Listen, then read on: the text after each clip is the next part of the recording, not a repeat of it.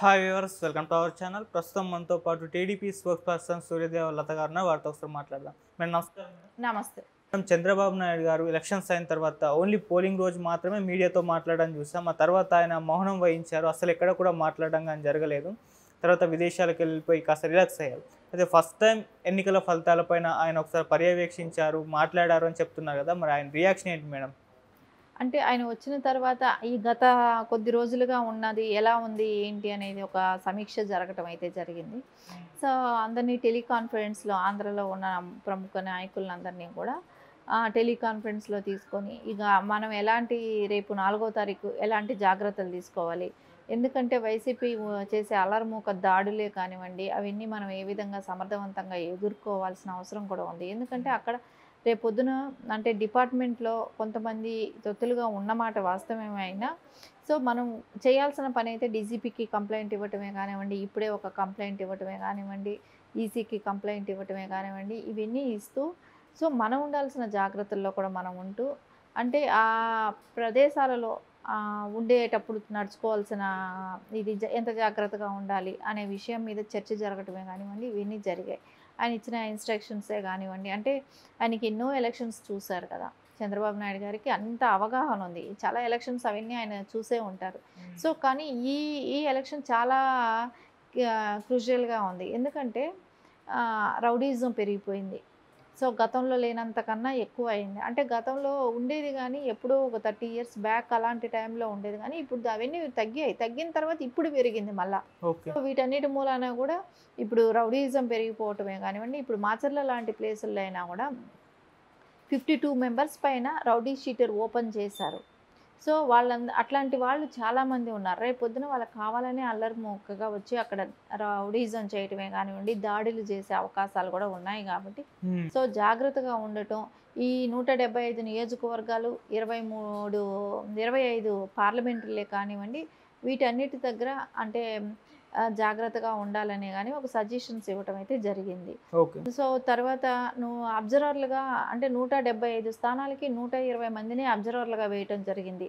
So అది కొంచెం కష్టం, క్రిటికల్ పొజిషన్. కాబట్టి మొత్తం 175 మంది ఉన్నప్పుడు 175 నియోజకవర్గాలు ఉన్నప్పుడు 175 అబ్జర్వర్స్ కూడా ఉండాల్సిన అవసరం ఉంది. కాబట్టి అది తక్కువ ఉన్నారు కాబట్టి దాని గురించి వాళ్ళు డిస్కస్ చేయడం కూడా జరిగింది. సో ఖచ్చితంగా ఇదంతా ఏంటంటే సవ్యంగా సజావుగా జరగాలి. సో ఎక్కడ ఇబ్బందులు లేకుండా జరగాలి, దాని మీదే డిస్కషన్ జరగటం జరిగింది. ఓకే, మొన్నటి వరకు మేడం చంద్రబాబు గారు సైలెంట్గా ఉండడం పట్ల ఆయన గెలుపు పట్ల ఆయనకు ధీమా లేదు, అందుకే ఈ విధంగా మౌనంగా ఉన్నారు, విదేశాలు వెళ్ళిపోయారని చెప్పేసి విమర్శలు అయితే వచ్చాయి. ఇప్పుడు వాటన్నిటికి సమాధానం మనకు వచ్చాయి. ఖచ్చితంగా ఆయన వెళ్ళింది విదేశాలకు వెళ్ళారు, అమెరికా వెళ్ళారు, రావటం కూడా జరిగిపోయింది. So Jaganmohan Reddy court permission తీసుకొని వెళ్ళాడు. సో ఆయన ఇంతవరకు కూడా రాలేదు. సో దాని గురించి అంటే 1వ తారీఖు వరకే పర్మిషన్ ఉంది, వస్తే రావాలి, ఈ లోపలే రావాలి. ఆయన రేపెల్లుండిలో యాక్చువల్లీ రావాల్సిన అవసరం ఉంది.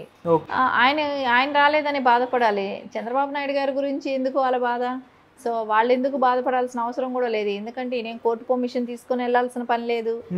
సో భయపడి దాక్కోవాల్సినంత అవసరము లేదు. భారీ మెజార్టీతో గెలిచే అవకాశాలు కూడా ఉన్నాయి తెలుగుదేశం పార్టీ. సో అంటే గత ఇన్ని రోజులుగా అందరం చెప్తూనే ఉన్నాం కదా. సో వాళ్ళు ఎవరు, వాళ్ళ కేడర్లో నాయకులు ఎవరు మాట్లాడటం లేదు. కానీ ఇక్కడ తెలుగుదేశం వాళ్ళు ప్రతి వాళ్ళు మాట్లాడుతున్నారు, చెప్తూనే ఉన్నారు, సమాధానాలు ఇస్తూనే ఉన్నారు. ఎవరు ఎక్కడికి తప్పిపోలేదు. ఏ ఎమ్మెల్యే కూడా వదిలిపెట్టి ఎక్కడా కూడా విదేశాల ట్రిప్లో వెళ్ళలేదు. సో అందరూ కూడా వాళ్ళ నియోజకవర్గాల్లో కనిపెట్టుకునే ఉన్నారు. ఏ ఎమ్మెల్యే క్యాండిడేట్ కూడా నియోజకవర్గం వదిలి కూడా బయట రాలేదు.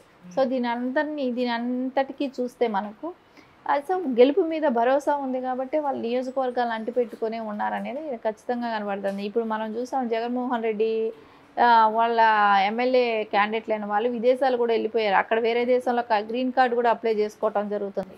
ఇవన్నీ చూస్తూ ఉంటే వాళ్ళకి భయం ఉంది, మాకేం భయం ఉంటుందని. మేడం ఎలాగో June 1కు ఎగ్జిట్ పోల్స్ వస్తాయి కాబట్టి ఆ రోజుతో ఒక క్లారిటీ వచ్చేస్తుంది అంటున్నారు. మరి ఆ రోజు ఎగ్జిట్ పోల్స్ ఏ విధంగా ఉండే ఛాన్స్ ఉందంటారు మేడం? 1వ తారీఖు నుంచి ఎంప్లాయ్మెంట్ ఇది 1వ తారీఖు నుంచే స్టార్ట్ అయిపోతుంది. సో అక్కడ నుంచే మనకు 5 లక్షల పైచిలకు ఉంది కాబట్టి పోస్టల్ బ్యాలెట్ లోనే కొంచెం అందరికి అర్థమైపోతుంది. సో దాని తర్వాత మనకు 4వ తారీఖు క్లియర్ పిక్చర్ వచ్చేస్తుంది. సో పోస్టల్ బ్యాలెట్ నాకు తెలిసిన అవగాహన వరకు 90% పైనే తెలుగుదేశంకి అనుకూలంగానే ఓటు పడింది అనేది నేను వినటం జరిగింది. అంటే ఎవరైతే ఎంప్లాయీస్ ఉన్నారో వాళ్ళకు చెప్పిన మాటల్లో నేను వినటం జరిగింది. అంటే వాళ్ళకి వ్యతిరేకత ఎక్కువ ఉంది. సో వాళ్ళకి ఎక్కడ కూడా డిఏలు ఏది పెంచలేదు కూడా. సో వాళ్ళేంటి మా డబ్బులు పెంచకపోగా తర్వాత మా డబ్బులే పట్టేసుకొని మళ్ళీ ఎక్కడో కుటుంబాలకి ఏదో మా రిలేటివ్స్కో మా కుటుంబాలకు ఏదో డబ్బులు ఇస్తున్నాడని అన్న ఆ లెక్కన తీసుకుంటే నెలకు 10,000 తగ్గింది మాకు ఇప్పుడు. సో సంవత్సరానికి ఎంత అవుతుంది, 5 సంవత్సరాలకి ఎంత అవుతుందని వాళ్ళు లెక్కలు వేసుకొని మరి ఈరోజు జగన్మోహన్ రెడ్డి తీర్పిచ్చినట్టే కనపడుతుంది. వాళ్ళు చాలా క్లారిటీగా ఉన్నారు. వాళ్ళే చెప్తున్నారు 90% అబోవ్ ఉంటుంది పోస్టల్ బ్యాలెట్ ఈసారి తెలుగుదేశంకి అనుకూలంగా ఉంది 90% వరకు అని చెప్పి వాళ్ళే చెప్తున్న సందర్భాలు ఇప్పుడు మనం వింటున్నాం.